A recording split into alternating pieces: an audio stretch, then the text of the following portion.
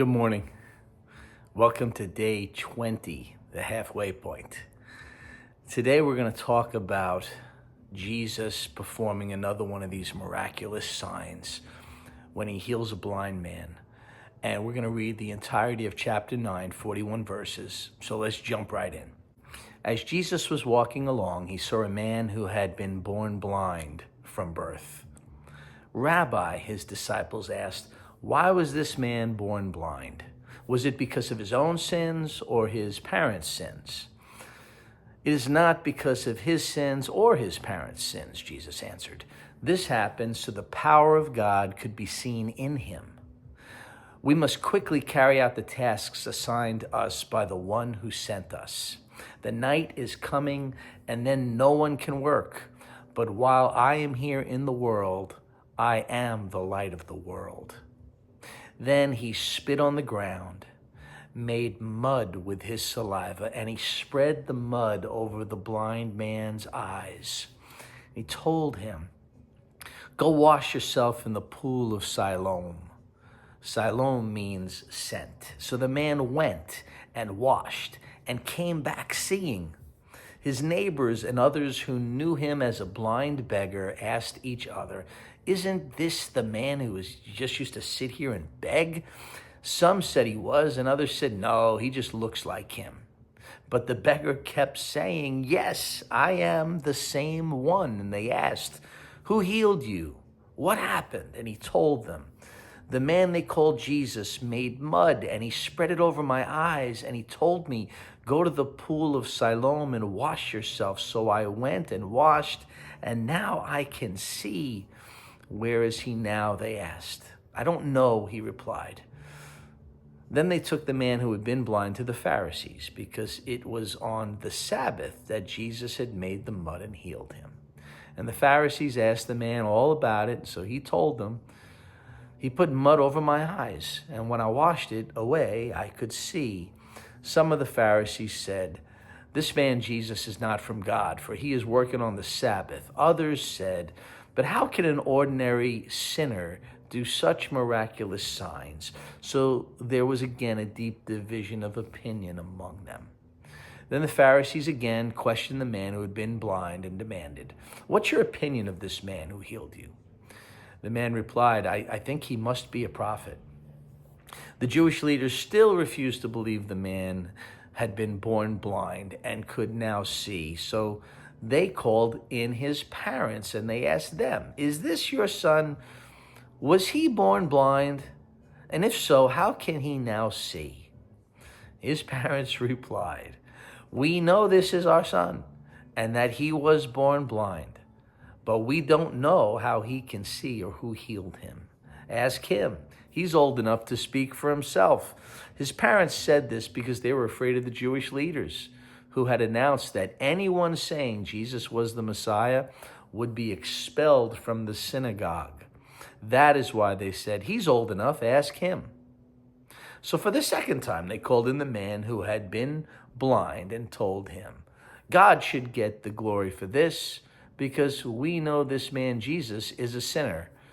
I don't know whether he is a sinner, the man replied. But I do know this.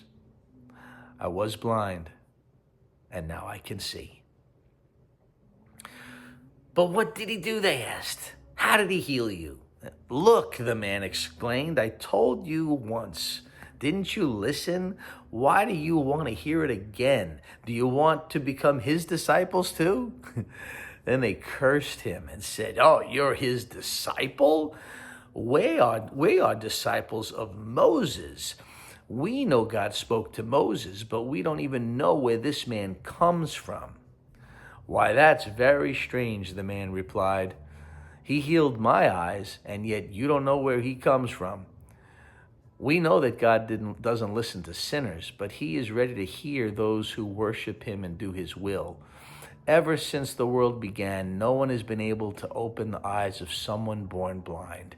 If this man were not from God, he couldn't have done it. You were born a total sinner, they answered, and you're trying to teach us? They threw him out of the synagogue. When Jesus heard what had happened, he found the man and said, do you believe in the Son of Man? The man answered, "Who is he, sir? I want to believe in him." "You have seen him," Jesus said, "and he is speaking to you." "Yes, Lord, I believe," the man said, and he worshiped Jesus. Then Jesus told him, "I entered this world to render judgment, to give sight to the blind, and show those who think they see that they are blind." Some Pharisees who were standing nearby heard him and asked, "Are you saying we're blind?" "If you were blind, you wouldn't be guilty," Jesus replied. "But you remain guilty because you claim you can see." Okay, wow. So there's a lot here, a lot of imagery, obviously. So you have this, this is a real story, by the way. This is not allegory, right? This isn't claimed to be like a parable, like a puzzle that gives you a spiritual truth. This is written, this is an eyewitness account that there was an actual man born blind. From birth, he was blind. And Jesus has an encounter with him, heals him, and it creates an incredible disruption within the community. Those that celebrate and believe that this is the power of God, and those that are steeped in their unbelief, or that they're attributing this to be some kind of magic, dark magic that's coming from the pit of hell. Now, let's talk about first this. The beginning of the chapter opens up with, again, this false narrative, but it was like the idea is, here's a guy, he's born blind. That's unnatural. That means someone must have sinned. So the first question is like, hey, teacher, who sinned that this man was born blind? Is it his own sin, or was it the sin of his parents? And like, because his parents were sinners, he's paying the price, because like there were scriptures in the Old Testament that reference that. So this is a theological question. Jesus says, no, you got it all wrong. This was not the sin of this man, nor the sin of his parents. That's not why he was born blind. The reason he was born blind was so that in time and space, in this moment, from eternity past, there was a plan. And the plan is that I was coming, I'm God, in the flesh, here in your midst, and I am going to have an encounter, and this encounter that I have with this man who has been born blind from birth would be one of these miraculous signs that would demonstrate that I am in fact sent from above, that I am in fact the Messiah.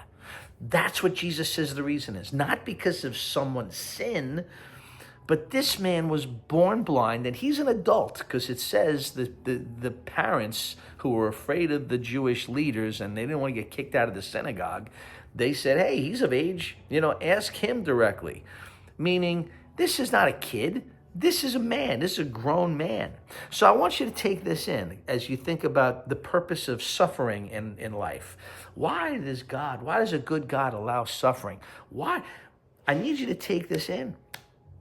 A loving God in his wisdom authored that this man would be born from birth physically blind, so that God could use his life as a testimony, as a proof of the greatest miracle that ever happened to creation itself, that God himself would take on flesh and come and be the rescuer. And you say, wow, that's so beautiful. Wow. But you know what else you say? I'm glad I wasn't that guy. That's how I read it. I'm like, you know what? That's beautiful. Yeah, God is sovereign. Again, Romans 8:28, right? God works together for the good, all things together for those called according to his purposes. Amen. I believe that, and I do believe that. But I got to tell you what, I'm glad that my contribution to that revelation, that unveiling of the glory of Jesus, I'm glad that my role in that was not that I had to be born blind and lived my entire childhood into adulthood as a blind man. And I had to become a beggar because I was looked at by society as the object of some sin or the object of something about God's judgment, that it manifests itself in my blindness to the point where I'm so outcast that I'm begging. Take that in. Like, that's what's going on. And this is Jesus's explanation to the disciples who are saying, why was this man given this lot in life? How do you feel about that? What's your visceral response to that? Right? How does that help you reconcile God as being a God of goodness, God as being a God of mercy, of grace, of, hey, how does that collide with the preaching of the prosperity gospel? Right? Like, Jesus exists so that your life can prosper, like that you can get the job and you can get the car and you can get the house and you can get this. Just trust in God and he wants to just shower you with all of these great things. And here's a guy whose lot in life was to be born blind so that in time and space, the Messiah could be revealed to the sheep that hear the voice of the Good Shepherd. And they could look at this and say, this is proof.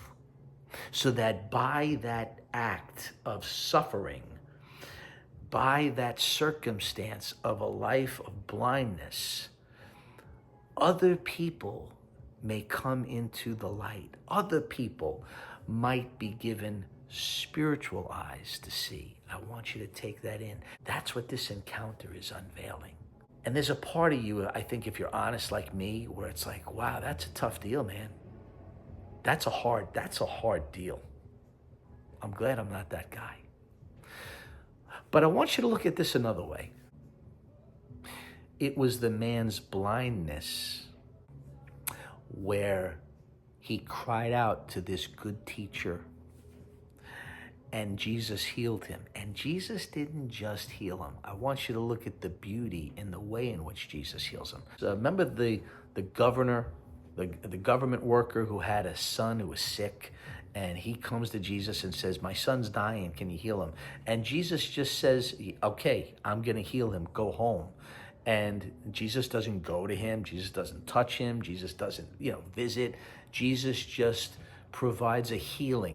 But here, Jesus does a healing differently. And this, I want you to also see like that God deals with people in different ways according to what he knows they need. Couldn't Jesus have just said, you can see, and the guy could see?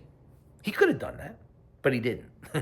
What does the text say he did? He crouched down. He got to the same level as this blind beggar, right? So that they're like face to face. He takes dirt and he spits in it and he rubs it and he creates mud and he rubs the mud on the eyes of the blind man. The healing power of just physical touch, a beggar, an outcast, and Jesus comes and puts mud on his eyes and touches him. And then Jesus says something interesting. Now go to this place of washing. Wash this mud off. Why did he do that? Do you think there was something healing in the water? No. It's symbolic. Why? Because in this case, Jesus wants the blind beggar to participate in his healing. In other words, Jesus could have just said, you're healed. And he could have been. But Jesus doesn't do that. Jesus doesn't want to just heal his eyesight. What Jesus wants to do is heal his spiritual blindness, the deep brokenness that built up over decades of being blind and being a beggar. So he touches him, he rubs mud, and he says, go and wash. And what he's doing, he's drawing out this broken person to believe again and to trust again, to trust that God is at work in his life. And he says, you go and wash. And it's this active participation that Jesus invites, commands this guy to do.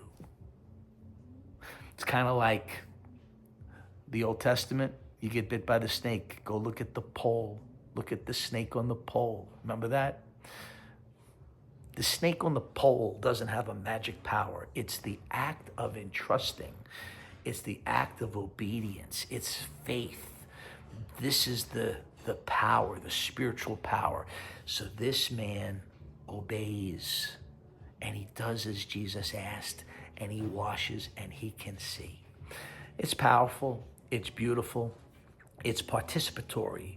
And that's the thing I want you to see. So when we think of Jesus as the healer, that he doesn't just physically heal this man, he heals him physically, emotionally, spiritually.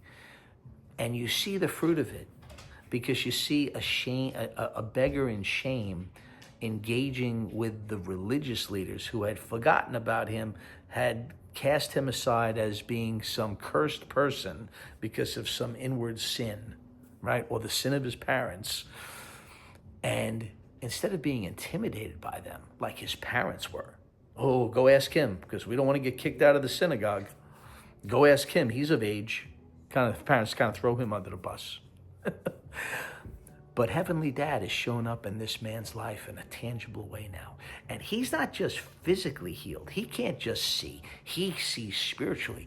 And look at the boldness when he says, hey, man, you're supposed to be the religious teachers and you're asking these questions. Well, do you want to be one of his disciples too? It's almost mocking them.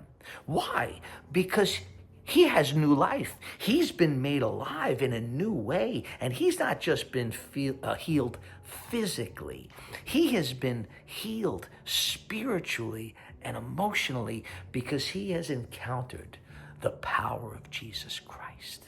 And then Jesus seals the deal when he actually makes the man confess, hey, who do you think? Who do you think? And he's saying, do you want to know the Messiah? Yeah, show him to me. And Jesus says, I am he. And he believes and he receives. So as you ponder this question, wow, why would God do that to someone? Would that man have been better off to been born with physical sight, but potentially go through life without Christ, without meeting Jesus, and dying in his sinful state and spending eternity separated from a holy God? Or was he better off having been born physically blind so that not only would the community see, not only would 2,000 years later people read this account and realize the healing power of Christ, but that he himself would experience rebirth, regeneration, real life, where for the first time he truly came alive. And that's where we don't question the wisdom and the power of how God acts, how God works, what God does, how he does it. Because we're not him. He's God. We're not. And when we look at these things, it's okay. It's safe for us to wrestle with, wow, that's harsh. But we ought not judge God, and we ought to see that the ultimate fruit of what God did through the life of this man, it's filled with light and love and power. And compared to eternity, a couple of decades of suffering, you think he would have it any other way? I think he spent the rest of his earthly life praising God, feeling his rescue, not just physically, but spiritually.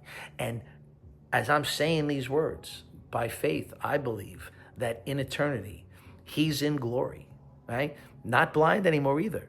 And he's praising Jesus. He's praising God. And he's, I'm sure in whatever way, he is thankful that his suffering, his temporary suffering, was in some small way helpful to point others to the glory of Christ. You see, that's the heart of the man who was born blind. That's his reality today in time and space as we read this.